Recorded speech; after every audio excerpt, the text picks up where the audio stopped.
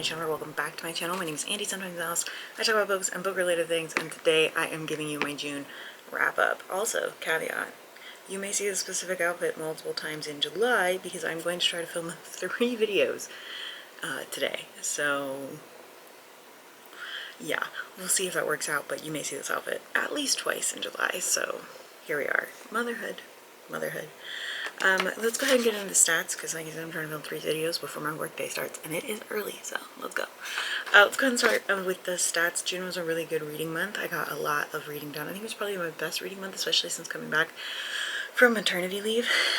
So yeah, I managed to read 27 books, which as pages is 6,096 pages. Audiobook hours I listened to was 132 hours and 8 minutes, which as days is 5 days, 12 hours and 8 minutes. My average page per day was 141.1, and my average hours was 8 hours, 52 minutes, and 6 seconds. My average rating this month was a 4.0, which is absolutely the highest average rating that I have gotten all year. I read a lot of books that I really enjoyed. I read a lot of nonfiction that I really enjoyed. It was a good month for reading. When we talk about my top and bottom books, like, I don't have a ton on both, but it was really hard for me to pick a book I really didn't like. I mean, it wasn't that hard, but it was a little hard. I purchased exactly 1 book, which was Inkpot Gods by Sean McGuire, and it cost me $28.92. I checked out 10 library books, which saved me $230.12. 9 of the books I read this month were rereads, 11 were audiobooks, 12 were ebooks, and 4 of them were physical books. Unusual for me, but it was the Inkheart books, and then I think Inkpot Gods, if I had to guess. Then, for intended audiences, 23 of them were adult, 1 of them was young adult, and 4 of them were middle grade or children's. Those are all going to be the Inkheart books that I reread for video. For genres, which the next video I will be filming is my book blanket update, so you have that to look forward to. For genres, 4 of them were sci-fi, 13 were fantasy, no romance, no historical, 1 thriller, 3 horror, no classics, 5 nonfiction, and 1 contemporary. I'm reading a bunch of nonfiction about AI right now for CLEARURSHT, so if you guys think I don't put in a lot of work for running that readathon, you would be deeply mistaken. I put in a lot of work, okay? I worked really hard. One of them was a 5-star read, actually. Not on my top books either, because I didn't want to put multiple nonfiction books on here. I know. Shocking. Okay, let's talk about my top and bottom books for June. First up, we have Sister Sinner by Claire Kaufman. This is a nonfiction book about a televangelist, or no, an evangelist, Presbyterian evangelist. Are they evangelists if they're Presbyterian? I don't know. Anyway, who just went missing, and then like they even had a funeral for her, and then she just turned up and said it was the Mexican Mafia, and it wasn't the Mexican Mafia. She faked it. The whole thing was fake. She faked it, with the intention of hiding the fact that she was a harlot. She was a charlatan, whatever. She was a harlot. The whole intention was to hide the fact that she was having an affair with a married man. So, crazy times. I really enjoyed the way that this book was laid out. I thought the storytelling was really well done. I also thought that the history of evangelism or Christianity or Presbyterianism, whatever, in that era of time was really interesting. When I think of like evangelists, I do not think of California, and so for all of this to have happened in California was equally as interesting. I just didn't expect it, I guess. But again, the storytelling was really interesting and well done. It wasn't boring. There were points where I was like forgetting I was reading a nonfiction book because the story is so outrageous and is actually something that happened. I believe Fundy Fridays did a video on this. If they did, I will try to link it down below, because if you don't feel like reading the book, I highly recommend watching the video about it, because even having watched the video and read the book, I still felt like I learned new things from the book, so I really recommend it. You should definitely read it, but if you don't have time or you don't want to, it's not your thing, I'll link the Fundy Fridays video down below, and then you can read that or watch that. But that's how I first heard about this. I really just had a blast alternating between listening and reading this. I thought that it was just a fun time, honestly. An outrageously fun time, because it was just so, again, there were moments where I forgot it was nonfiction. My second top book is, of course, shocking to no one, Inkpot Gods by Seanan McGuire. Also, close second was definitely Butterfly Effects from Seanan McGuire, which was the next book in the Encrypted series, actually. But anyway, Inkpot Gods. Seanan is like on this backstory level right now, I guess. We got a lot of backstory about Asphodel. If you've never read the Alchemical Journeys, Asphodel is a Deborah Baker who also wrote the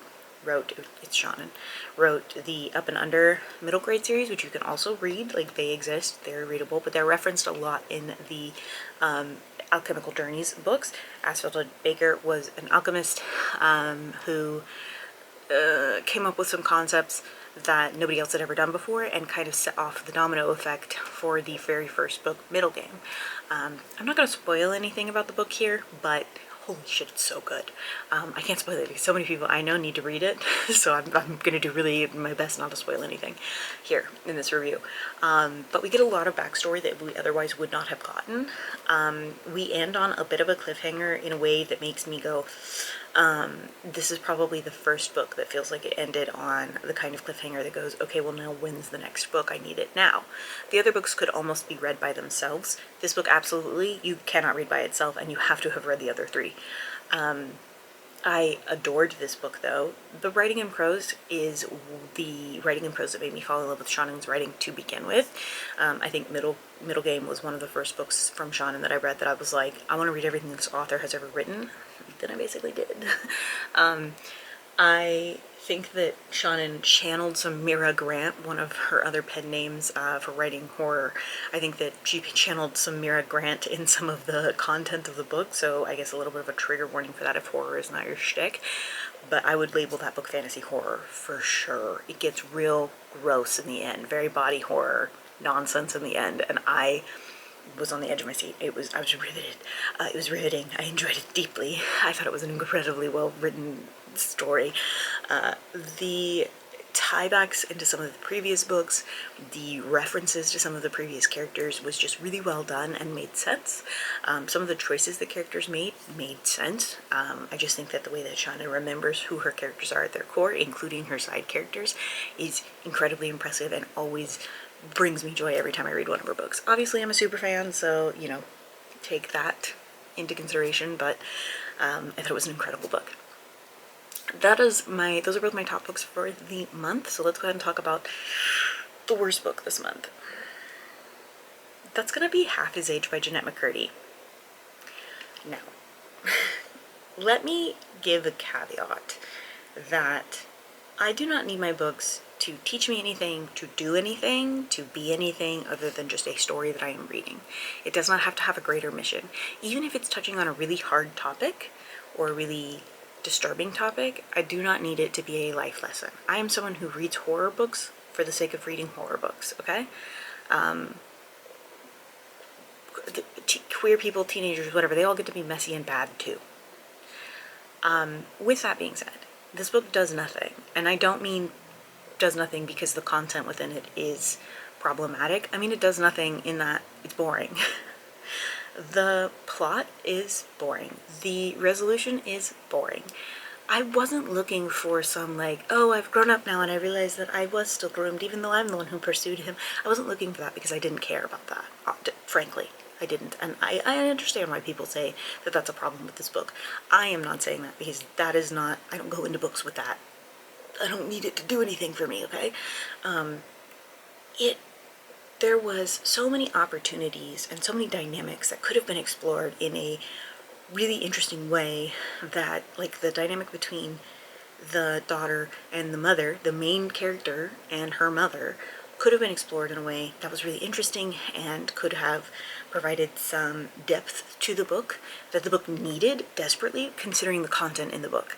Otherwise, the book is just like weird fluff about teacher-student porn, frankly. Which is a little weird to say. And I would have almost expected that kind of exploration from Jennette McCurdy, frankly. I think the lack of it really shows that Jennette McCurdy's not quite ready to write about this topic in a fictional format. Also, the sex scenes are gratuitous and graphic for no reason. I am someone who does not generally like sex scenes in general. For the most part, there are some that I'm like, okay, this hits. But for the most part, I skip them, I don't like them, whatever. I talk about this in a vlog, so I'm not going to talk about it again. You'll just have to go watch whatever vlog. I don't even know which vlog it is, I'm sorry. But I'm not going to talk about it again because it's gross. There are certain sex scenes that are so graphic and morbid and also don't make sense. They just don't, that's not how bodies work. They just don't make sense. And they're just unnecessarily gross. And it's the unnecessary part of it that made me be like, what?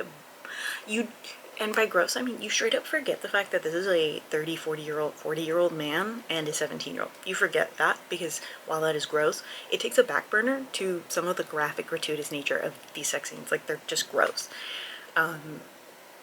They're icky. That's the best way I can describe it. It's icky. Ew. What? Why?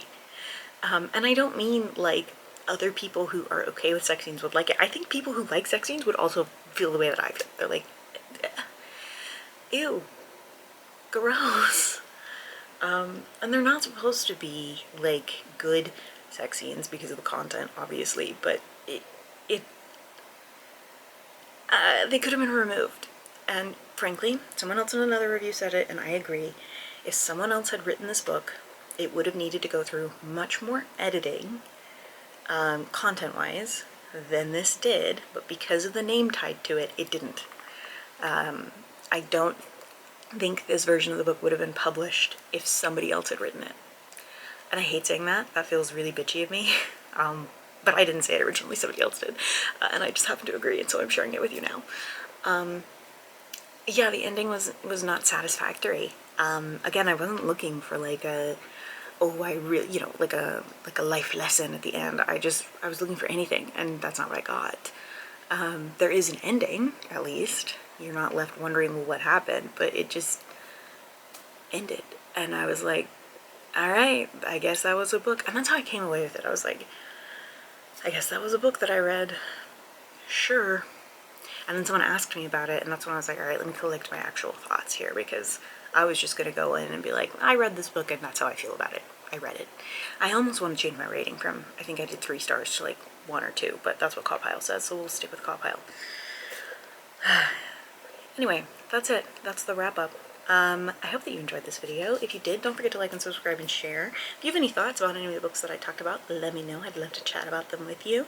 Like I said, I will try to link below the Fundy Fridays, I almost said Freaky Fridays, the Fundy Fridays video about Sister Sinner, if I can remember to do that, hopefully. It's been a very busy week, and it's just going to keep on rolling for me, parenthood. But that is it. That's going to be it. I will talk to you guys later. I post videos every Tuesdays and Thursdays at 10 a.m. Central Standard Time, except for the first full week of the month, because taking breaks is important, especially when you're sleep deprived like me. So I will see you guys later on this week for this week's vlog.